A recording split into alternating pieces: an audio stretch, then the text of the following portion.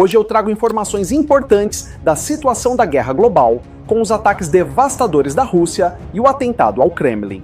Moscou desperta sob um inverno pesado, com a neve abafando sons e movimentos na rodovia Volokolamskoye. Em um prédio residencial comum, nada parece fora do lugar. Ainda assim, alguém sobe as escadas carregando uma intenção que rompe a rotina e transforma silêncio em ameaça. Dentro do edifício, o general percebe tarde demais que foi atraído para uma emboscada. Os disparos são rápidos, precisos e calculados. O agressor foge antes de qualquer reação efetiva. Em minutos, o local é isolado e a capital entende que algo grave aconteceu. Não só o atentado levantou os temores de uma terceira guerra, mas os ataques que deixaram Ucrânia e Alemanha no escuro. Isso mesmo, Alemanha. O ataque não é tratado como um crime comum. Ele rompe a narrativa de segurança absoluta cultivada pelo Kremlin e mostra que o alto comando pode ser alcançado fora do campo de batalha. A guerra deixa as fronteiras e entra na vida privada do poder. A mensagem é direta e desconfortável. Inicia-se uma fase em que oficiais são atacados dentro de suas próprias casas. A linha de frente não está distante, mas integrada ao cotidiano. Quando isso acontece, a sensação de controle estatal começa a falhar. Quando líderes viram alvos, sucessão não é detalhe. Ela redefine comandos, alianças e o rumo do conflito inteiro. Em um momento onde generais são eliminados em suas próprias casas, onde até mesmo Putin sofreu um atentado em seu complexo de luxo na costa do Mar Negro, me fala se você acredita que é mais fácil a guerra terminar com a morte de Putin ou Zelensky. E caso Putin seja exterminado, me conta se você acha que a guerra acaba ou piora. E me diz quem seria o sucessor na sua visão.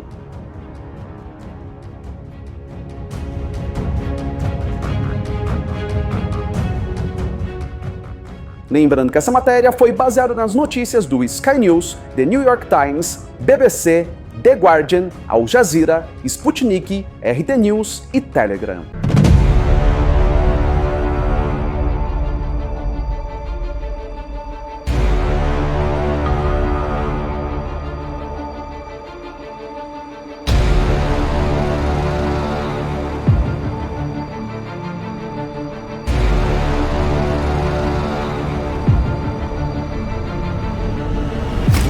Mas antes de continuar esse vídeo, se você ainda não é inscrito, não perca tempo, se inscreva aqui. Vale a pena, eu te garanto. Se você estiver vendo a sua TV, é só apontar o celular para o QR Code aqui do lado. Dê seu like para o YouTube recompensar o núcleo da Terra. Se você curte muito esse conteúdo, ajude nosso trabalho clicando em valeu. É muito, mas muito obrigado pela força de sempre.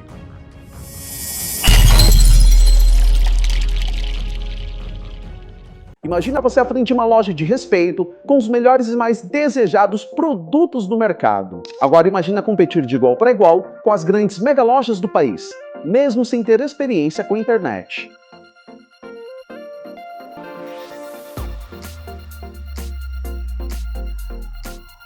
A eBay nasceu exatamente para isso. Um modelo de negócio acessível, de baixíssimo investimento, pensado tanto para quem está começando agora, quanto para quem já é experiente. Aqui, você não começa do zero, você começa com estrutura. A sua loja já vem pronta, funcionando, com produtos disponíveis para venda e uma operação que roda praticamente sozinha. Enquanto isso, você foca no que realmente importa, divulgar e crescer.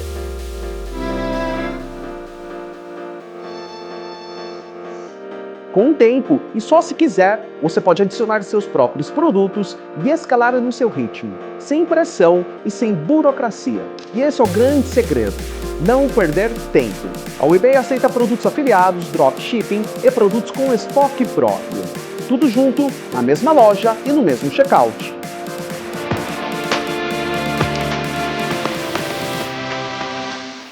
É claro que você pode personalizar tudo, colocar seu logo, suas cores e deixar a loja com a sua identidade. Mas a eBay vai além da tecnologia. Você também tem acesso a uma central de ensino completa com cursos gratuitos de marketing digital, criação de artes e inteligência artificial aplicada às vendas. Tudo incluso para quem faz parte da comunidade eBay. E ainda tem mais, uma lista exclusiva de fornecedores cuidadosamente selecionados. Essa parte é melhor manter em segredo, combinado? Então, não espere o momento perfeito. Comece agora, a sua loja está pronta te esperando. Dê esse passo para lançar a sua mega história online. Agora é o seu momento.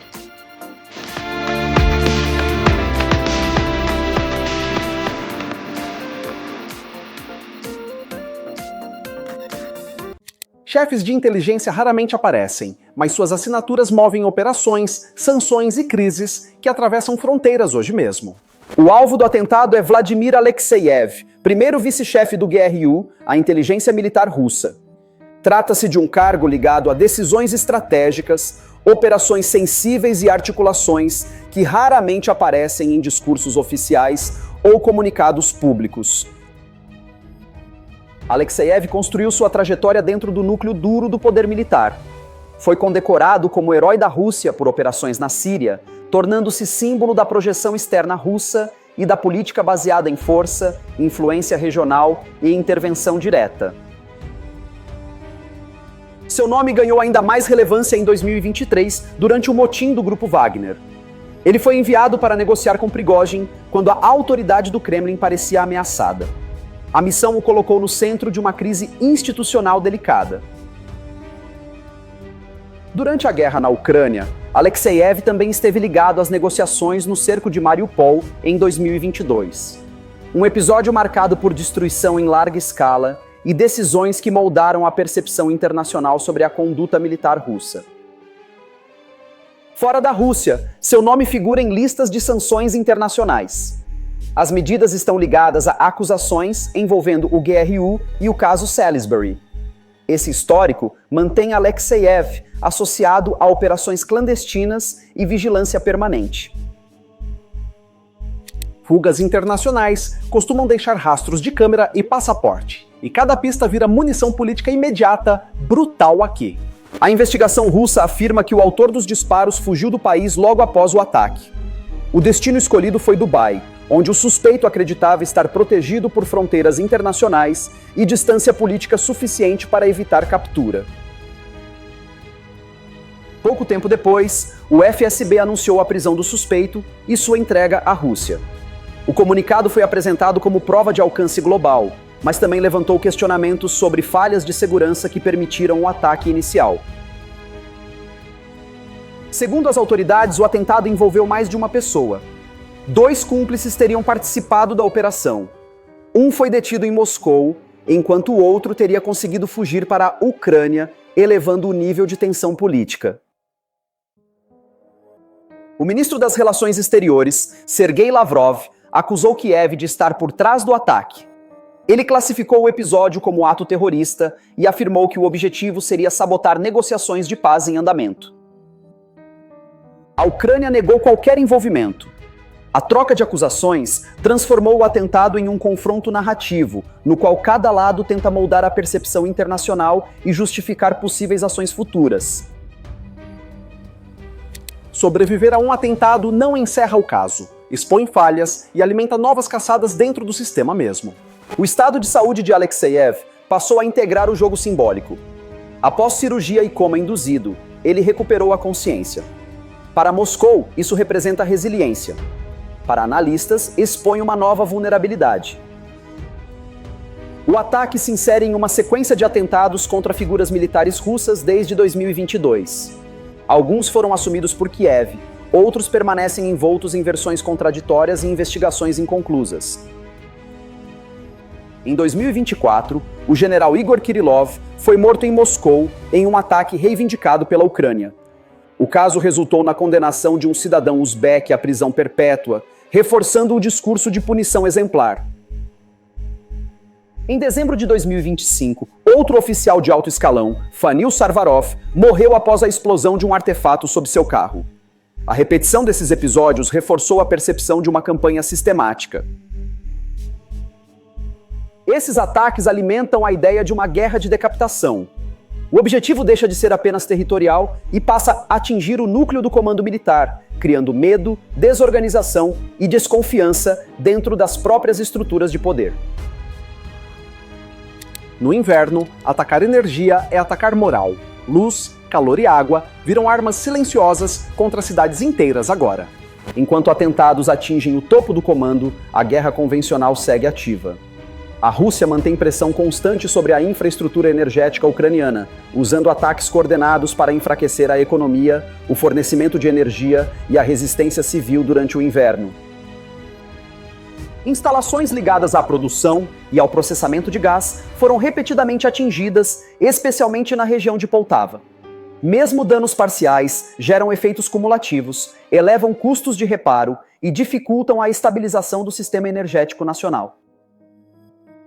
Do lado ucraniano, a defesa aérea enfrenta gargalos críticos.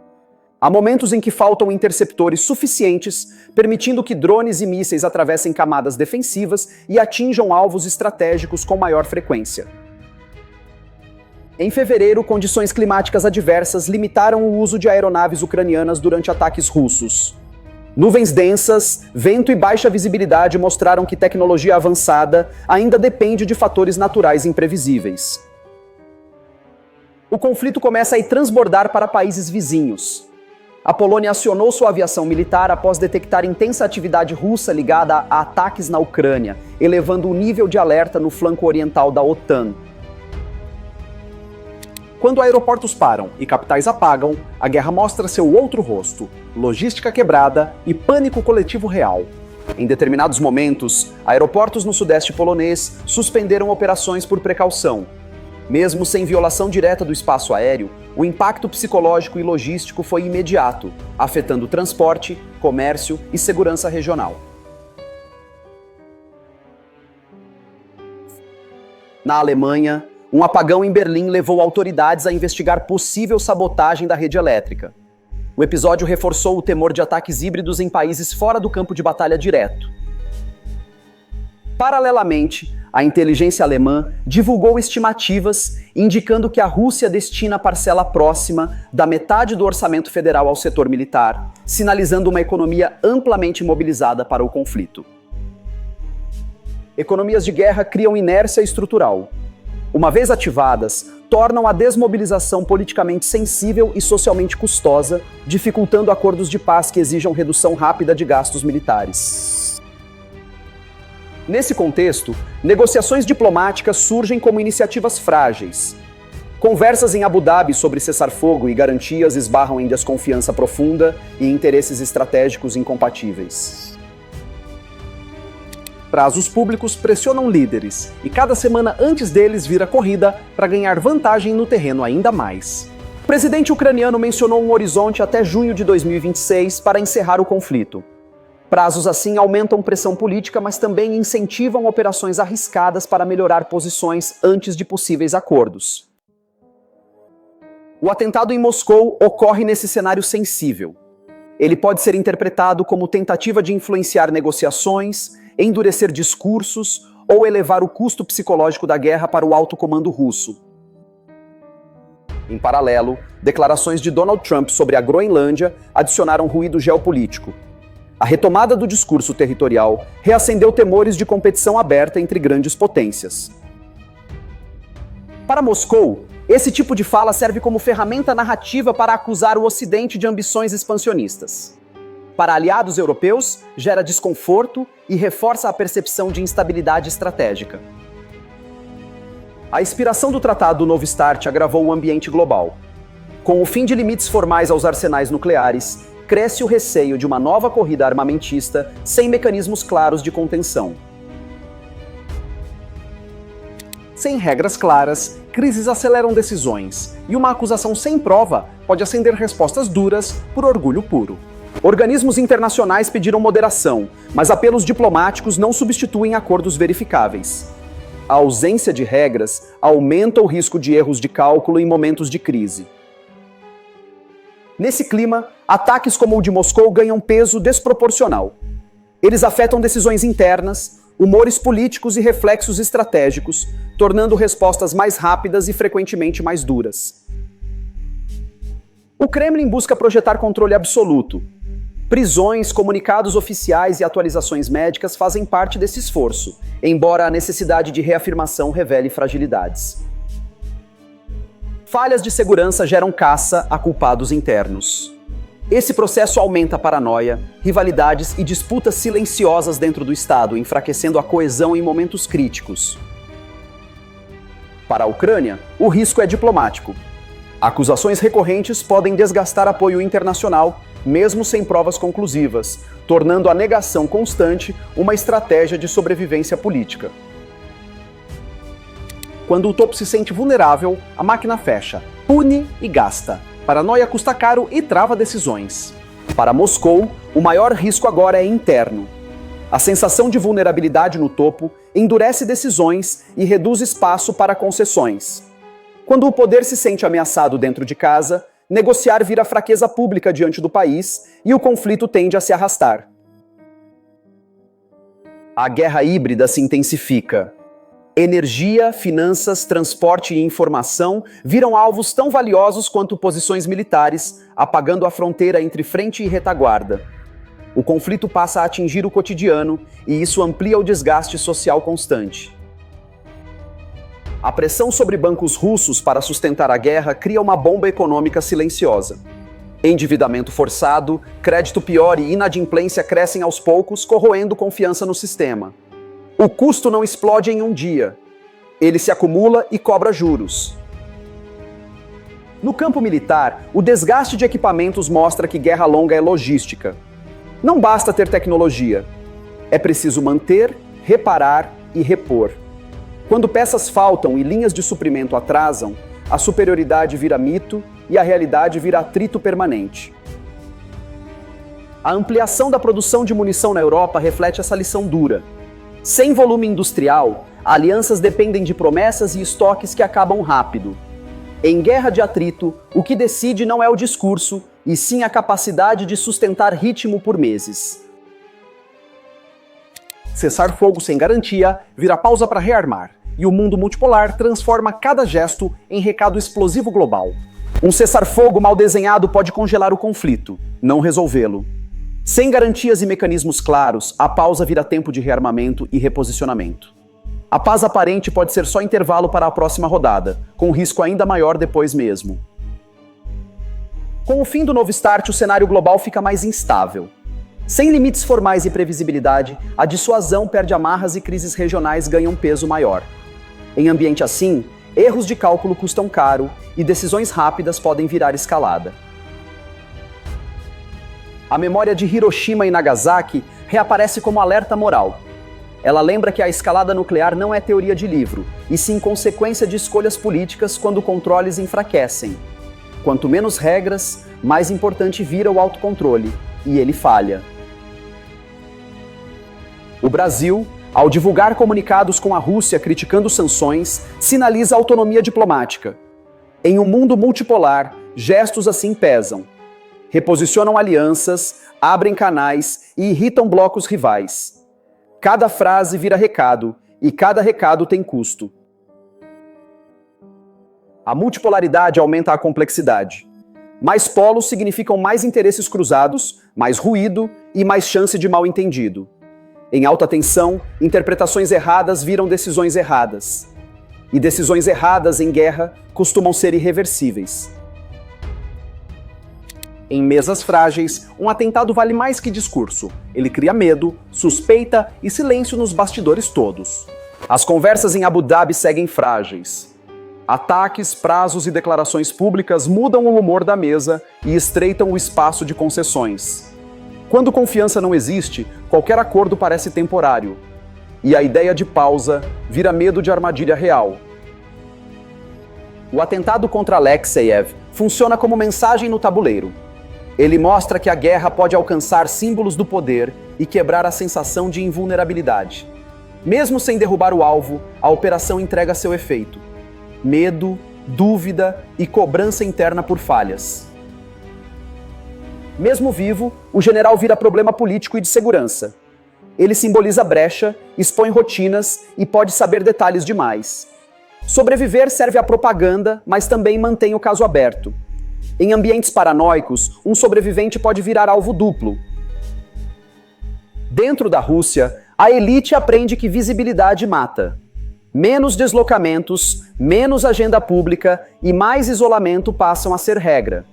Só que isso atrapalha a coordenação e cria silos. Segurança máxima cobra preço operacional, e esse preço aparece em decisões lentas. A guerra psicológica ganha protagonismo. O objetivo é desgastar confiança, travar decisões e espalhar suspeita. Quando cada pessoa vira potencial risco, o Estado gasta energia se defendendo de sombras. E sombras, em regimes fechados, corroem por dentro sem barulho. Operações negadas e punições exibidas viram propaganda, mas o efeito real é desgaste, isolamento e tensão crescente sempre. Para Kiev, o dilema é resistir sem perder apoio. Cada ação precisa equilibrar eficácia militar e custo diplomático. Negar envolvimento em operações sensíveis pode ser necessário para manter alianças. Ao mesmo tempo, o inimigo usa acusações para endurecer sua narrativa. Para Moscou, o dilema é controlar sem admitir fraqueza. Reforçar demais a segurança revela medo, reforçar de menos convida novos ataques. A resposta tende a ser mais vigilância e punição exemplar. Mas isso também aumenta a tensão interna e custo político prolongado. O conflito entra numa fase difusa. Atentados, sabotagens e pressão econômica se misturam ao combate tradicional. Isso torna tudo mais imprevisível e difícil de conter. A guerra deixa de ser só mapa e vira rede. E redes, quando atacadas, derrubam vidas inteiras. Quando capitais viram palco, a guerra muda de escala. Ela deixa de ser distante e passa a morar no cotidiano urbano, no transporte, na energia e no medo. O impacto é psicológico e político. Governos reagem sob pressão pública e a margem para erro diminui. A recuperação de Alexeyev não fecha a história, ela a complica. Sua sobrevivência pode virar símbolo de força, mas também lembra a falha que permitiu o ataque. E enquanto houver chance de novo atentado, o caso continua vivo e o topo continua nervoso. Quando a Europa entra em alerta, cada míssil que passa reforça a sensação de que ninguém está seguro. O blackout em Berlim e o acionamento de caças na Polônia mostram que a guerra transbordou a Ucrânia. Mesmo sem confronto direto, a Europa sente o impacto. Infraestrutura e defesa aérea entram em alerta e a sensação de segurança continental começa a se desgastar. A escassez de mísseis Patriot na Ucrânia preocupa aliados. Sem interceptores suficientes, cidades e usinas ficam mais expostas. Isso não apenas aumenta danos, mas também incentiva Moscou a testar limites, apostando que a resposta defensiva chegará tarde. Ao forçar bancos a financiar a guerra, a Rússia criou um risco estrutural. Dívidas crescem, empréstimos ruins se acumulam e a confiança interna sofre.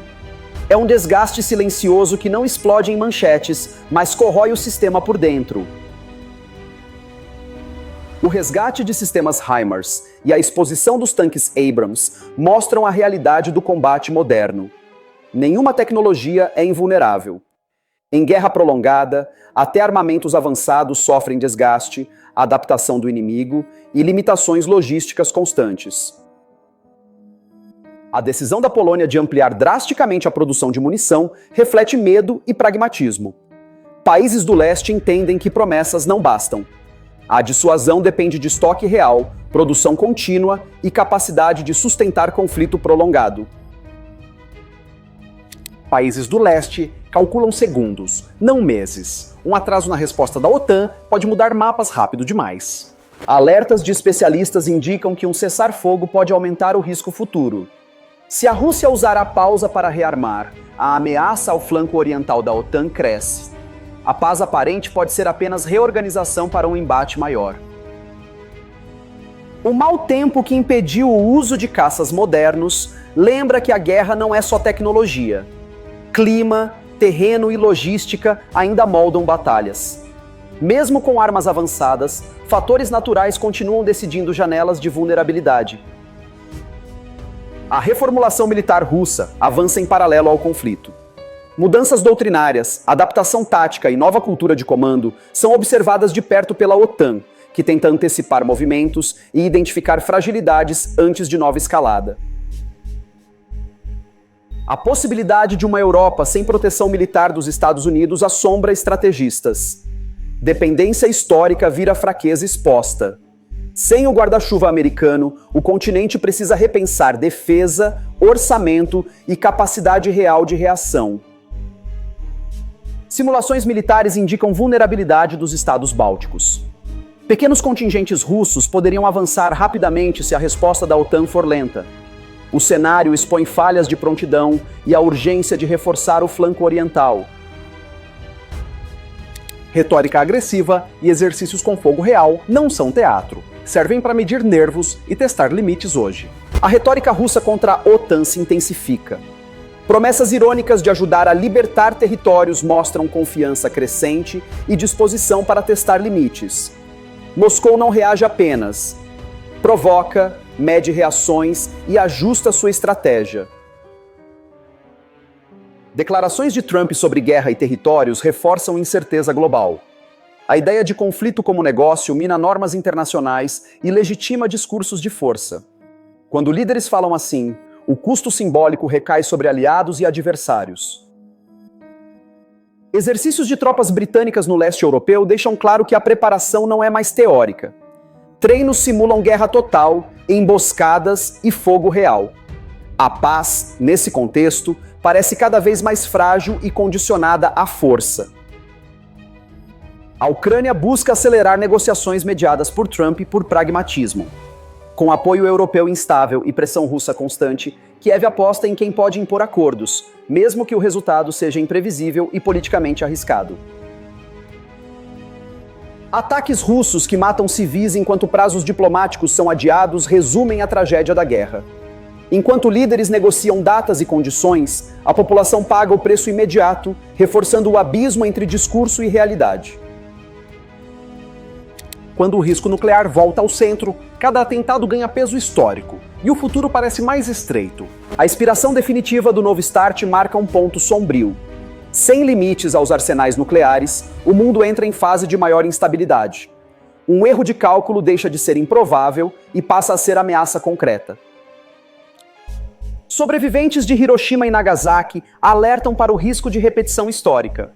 Suas vozes lembram que decisões estratégicas têm consequências humanas irreversíveis. Quando o controle falha, o custo não é político, é existencial. A aproximação diplomática entre Brasil e Rússia sinaliza rearranjos globais. Países buscam autonomia frente a sanções e blocos.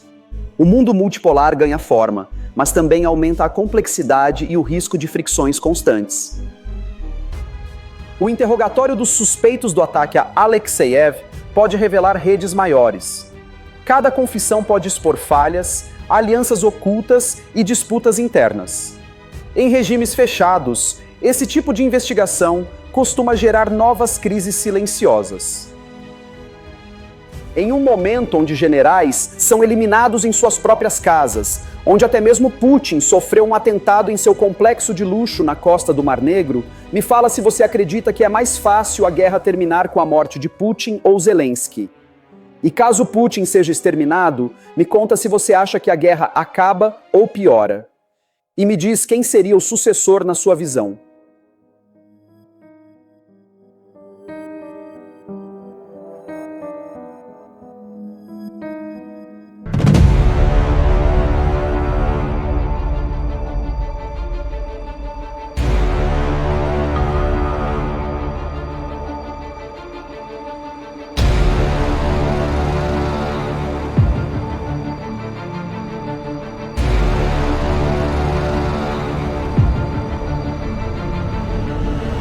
Muito obrigado por chegar ao final de mais um vídeo. Você é demais, eu te agradeço muito por isso. Se você ainda não é inscrito, não perca tempo, se inscreva aqui.